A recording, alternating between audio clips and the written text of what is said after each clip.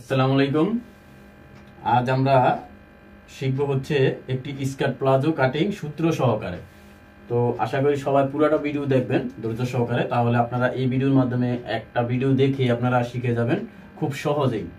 একদম এই নিয়মে আপনারা যদি কাটিং করেন তাহলে সুতি কাপড় দিয়েও আপনারা স্কার্ট প্লাজো কাটিং করতে পারবেন, সব ধরনের কাপড় দিয়ে স্কার্ট প্লাজো কাটিং করতে পারবেন। তো প্রথমত আমাদের লম্বার মাপটা আগে দেখতে হবে।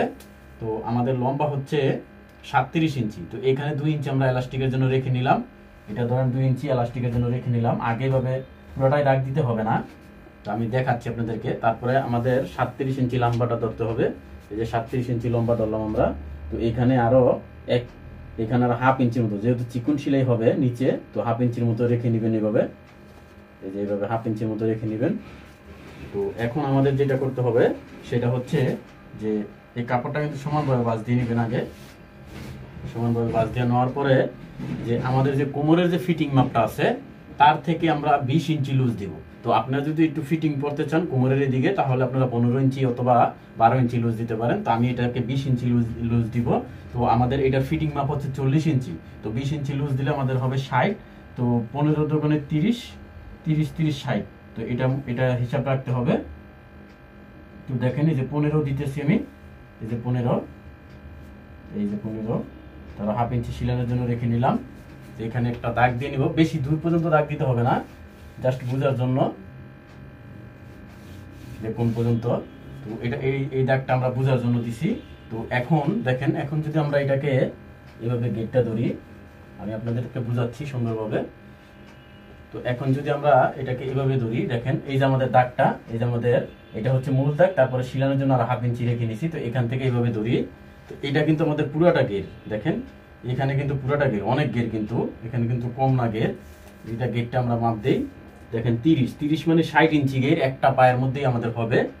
তো এখন আমাদের সূত্র বলতে যেটা যেটা আমি বলছি, তো এখন আমাদের দেখেন আমরা কিন্তু এই পাশ থেকে নিছি, এই পাশ থেকে নিছি। তো এখন করতে হবে কি, ওই পাশ থেকে কিন্তু এখন এই পাশের যে কাপড়টা, এই পাশের যে কাপড়টা, এই সেম পাশের যে কাপড়টা, এটা কিন্তু একটা পায়ের গের হয়ে গেছে এখন। তো আমরা এই পাশের থেকে যেহেতু কাপড়টা নিছি, এই পাশের থেকে যেহেতু আমরা এই কোমরের মাপটা নিছি, এখন আমাদের করতে হবে কি, এদিক থেকে না কিন্তু এই নিচের দিক থেকে, আমরা যে দিক থেকে নিছি, ধরেন এই দিক থেকে নিছি, এই নিচের দিক ধরবো, তারপরে অপর সাইড, এই যে অপর সাইডের কাপড়টা আমরা আনবো। এখন অপর সাইডের কাপড়টা এভাবে আনবো, আগে দেখবো আমরা এখানে সমান আছে কিনা কাপড়টা আমাদের। তো সমান থাকলে তারপরে আমাদের কি করতে হবে, এই কাপড়টা আমরা এভাবে আনবো, এভাবে আনার পরে এখান থেকে এখানে আবার সিলানোর জন্য রেখে নিব কাপড়, সিলানোর জন্য রেখে নিলাম। তারপরে এখানে 30 ইঞ্চি মানে 15 ইঞ্চি আবার ইয়া করতে হবে। তো 15 দোকানে 30, 30 30 60, আমরা 20 ইঞ্চি যেহেতু লুজ নিছি, তো এখানে আরো হাফ ইঞ্চি রেখে নিব। আশা করি আপনারা বুঝতে পারতেছেন। এই সাইড থেকে নিছি, তার পরের সাইড থেকে। তো এখন আমরা যেটা করবো, এটা দেখেন সবাই কিন্তু যেভাবে দেখায় যে আপনাদেরকে কোনাকুনি ভাবে ধরে ফেলে, তো আমি কিন্তু মাপটা বোঝানোর জন্য আপনাদেরকে এইভাবে ধরলাম।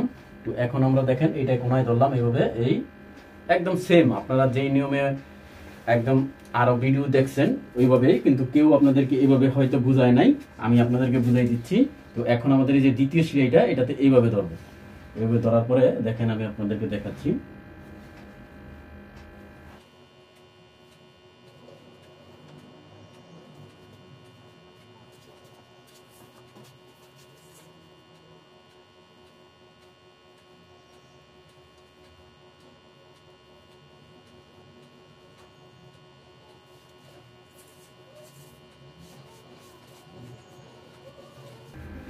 তো ভিউয়ার্স দেখেন আমাদের বাসটা কিন্তু দেওয়া হয়ে গেছে। তো এই যে দেখেন এই সাইডে একটা গের আসছে, এইটা, তারপরে নিচের সাইডে কিন্তু আরেকটা গের আসছে। তো আমাদের এখন করতে হবে কি, এই যে এই মাপটা দেখে নিতে হবে, এই যে এখানে, তারপরে আমাদের এই যে এই সাইডে দেখেন আমি যে বাসটা দিছি, এই যে এখানে, এই যে দেখেন আমাদের দ্বিতীয় দাগটা, মানে এটা হলো এক্সট্রা দাগটা। তো এক্সট্রা দাগটা এখানে এইভাবে ধরে নেবেন, এইভাবে এটা কোনাকুনি হবে আর কি। তো কোনাকুনি হওয়ার পরে আমরা যেটা করব, এভাবে মিলানোর পরে আমরা এই কাপড়টা পুরোটা কেটে ফেলবো লম্বালম্বি ভাবে। আমি দেখাচ্ছি আপনাদেরকে। তো এই কাপড়টা আমরা পুরোটা লম্বালম্বি ভাবে এভাবে কেটে ফেলবো এখন।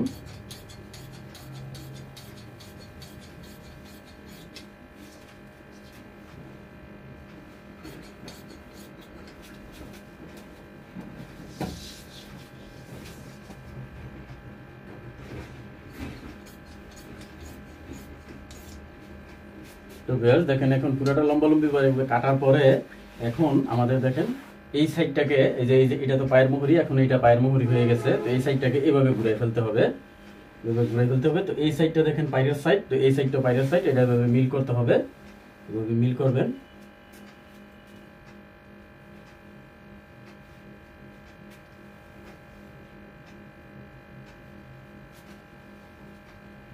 মিল করে নিতে হবে।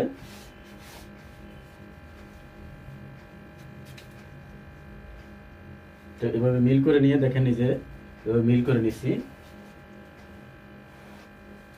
তো এখানে দুইটা মিল করে নিতে হবে, আগে আগে দুইটা মিল করে নিয়ে তারপরে আমাদের এখন কিন্তু কোমরের সাইড কিন্তু এটা। তো এখন আমরা যেটা করব, আমরা 2 ইঞ্চি পরিমাণে আমরা এইভাবে একটা দাগ দিয়ে নিব, এটা হচ্ছে এলাস্টিকের জন্য এই দাগটা 2 ইঞ্চি পরিমাণ। তারপরে আমাদের এখন হাই এর মাপটা দিতে হবে। তো আমাদের হাই হচ্ছে 15 30। তো এখন এখানেও একটা দাগ দিতে হবে, এখানে একটা দাগ দিলাম। তারপরে আমাদের লম্বার মাপটা দিতে হবে, এখন লম্বা 37। তো ভিউয়ার্স দেখেন এখন কিন্তু আমাদের এটা গেটটা কত বড় হয়েছে, এদিকে কিন্তু আরো এক্সট্রা অনেক কাপড়, এই যে দেখেন আপনারা অবশ্যই দেখতে পাচ্ছেন। তো গেট কিন্তু অনেক গেট হয়ে গেছে। তো এখন আমরা এটা তো দাগ দিয়ে নিব এভাবে, তারপরে আরো 1/2 ইঞ্চি দূরে একটা দাগ দিয়ে নিব, 1/2 ইঞ্চি দূরে একটা দাগ দিয়ে নিলাম। তো এই কাপড়টা কিন্তু স্টিচ হয়, চায়না সামো সিল্ক কাপড়টা, খুব সুন্দর একটি, খুব ভালো একটি কাপড়। এই কাপড়টা পরে অনেক আরাম পাওয়া যায়। যেহেতু এই কাপড়টা সিল্ক, তো এই জন্য একটু বাঁশ দেওয়ার সময় একটু সময় লাগে, একটু ভালোভাবে বাঁশটা দিয়ে নেবেন আপনারা, আশা করি। তো এখন আমাদের যেটা করতে হবে, তো এখন আমরা এই স্কেলটা দিয়ে এখান থেকে একটা দাগ দিয়ে নিয়ে, এটা 1 ইঞ্চি পরিমাণ একটা দাগ দিলাম। তারপরে আমরা এই হাইয়ের দাগটার জন্য এইভাবে দিয়ে নিব, হাইয়ের দাগটা। তো হাইয়ের দাগটা এইভাবে দিয়ে নিব, এই যে দেখেন এটা কিন্তু হাইয়ের দাগ। তারপরে আমাদের এই শেপ স্কেল দিয়ে এখান থেকেও আমরা যেটা করব, এখান থেকেও এভাবে ধরবো শেপ স্কেলটা, এভাবে ধরে তারপরে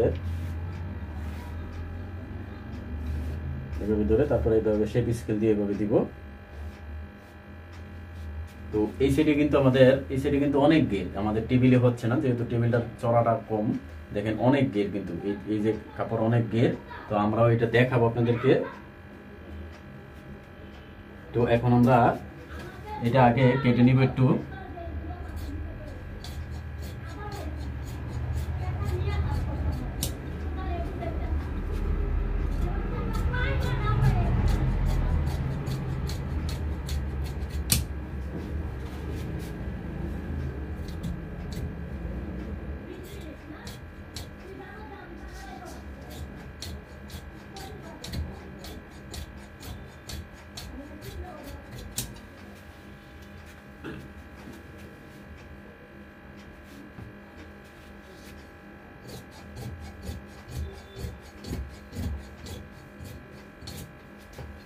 তো ভিউয়ার্স এখন আমরা যেটা করব এটা হচ্ছে এই কাপড়টা এভাবে ভাঁজ দেবো। যেহেতু আমাদের টেবিলটা ছোট, যদি আপনাদের বড় টেবিল হয় অথবা নিচে ফ্লোরে বিছাই নেন, তো সেই ক্ষেত্রে কিন্তু কোনো সমস্যা হবে না। তো এই সাইডটা কিন্তু একটু মাপের ব্যাপার আছে, কারণ হচ্ছে কি এখানে কিন্তু একটু রাউন্ড করে দিতে হবে, না হলে কিন্তু কোনা ঝুলে থাকবে। তো এখানে আমরা দেখেন এখান থেকে মাপ দিব 37 ইঞ্চি। এই যে দেখেন এটা কিন্তু মাপের জন্যই হয়ে যাবে, আপনারা যখন মাপটা দিবেন এই মাপটা এভাবে ধরে নেবেন। তো গোল কামিজের ক্ষেত্রেও কিন্তু এই সমস্যাটা হয়, কোনা কেন বেরিয়ে থাকে, এটা কিন্তু সমস্যা হয়। দেখেন এখানে 37, এই যে হচ্ছে 37। তো আমরা স্কেল দিয়ে এটাকে দাগ দিব, এভাবে ধরে নিব, স্কেল দিয়ে এভাবে দাগ দিয়ে তারপর 1/2 ইঞ্চি আবার দাগ দিব। 1/2 ইঞ্চিতে দাগ দেওয়ার পর তখন আমরা এভাবে কেটে নিব। তো এটা যদি আমরা সমানভাবে কাটতাম, দেখেন এই যে সমানভাবে যদি কাটতাম তাহলে কিন্তু আমাদের কাটিংটা এই যে এইভাবে যাইতো। তো এইভাবে গেলে আমরা যখন বানাইতাম, বানানোর পর এটা কোনা ঝুলে থাকতো এক সাইডে। তো দেখেন এই মাপটা যখন আমরা 37 এখান থেকে দিয়ে নিব, তখন কিন্তু এটা এই যে কোনাটা যেটা ঝুলে থাকবে এই মাপটা বের হয়ে গেল, এই যে আমাদের মাপটা বের হয়ে গেল। তো এখন কিন্তু এটা কোনা ঝুলার কোনো সম্ভাবনা নাই। তো আমাদের খুব সুন্দরভাবে কাটিং কিন্তু হয়ে গেছে স্কার্ট প্লাজোটা, দেখেন একদম সুন্দরভাবে। তো আশা করি আপনারা এই ভিডিওটা দেখে খুব সহজে স্কার্ট প্লাজো কাটিং করতে পারবেন। তো নেক্সট ভিডিওতে আমি দেখাবো যে স্কার্ট প্লাজোটা কিভাবে সেলাই করতে হবে, তো এই ভিডিওটা খুব দ্রুতই আপনাদের মাঝে দিব। খুব সহজে আপনারা সেলাই করে ফেলতে, ঠিক সহজে যদি কাজ করেন তাহলে 20 মিনিট লাগতে পারে। তো আশা করি আপনারাও খুব সুন্দরভাবে শিখে যাবেন। আমি দেখানোর নিয়মে যদি আপনারা সেলাই করেন অথবা কাটিং করেন। তো ভিউয়ার্স, আজকের ভিডিওটা এই পর্যন্তই। সবাই ভালো থাকবেন। আল্লাহ হাফেজ।